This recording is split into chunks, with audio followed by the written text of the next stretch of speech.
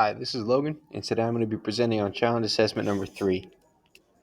So the problem that we're going to be looking at today has to do with a spherical communication satellite with a given diameter, solar absorptivity, emissivity, incident radiation, thermal conductivity, and midpoint temperature.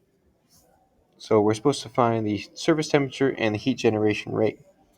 What we want is a lower surface temperature here because cryogenic propellants, they must be stored at a lower temperature or else they evaporate and you can't move the satellite.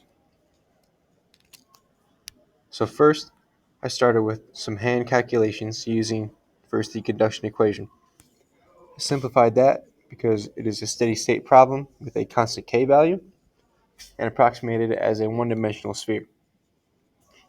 My two boundary conditions were symmetry and a constant k value. For symmetry and a constant center temperature.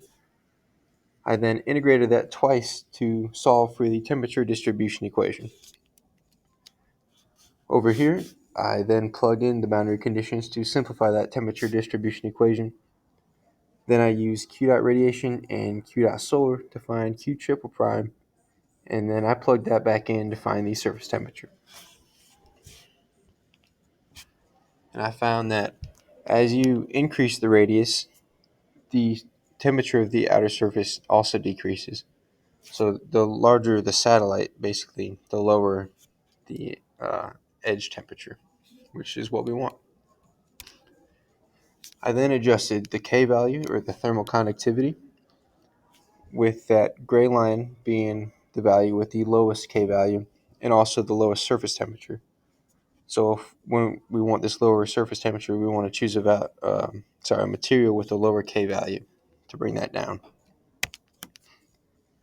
I then took a look at the midpoint temperature and found that that is where that line crosses the y-axis. So the lower the midpoint temperature, the lower the eventual edge temperature will be.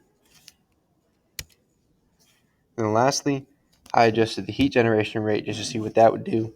But I found that if you increase that heat generation rate, that surface temperature will go down and would be ideal. So the ideal satellite would have a lower K value, a higher heat generation rate, and a lower midpoint temp, so as to not evaporate the cryogenic propellants.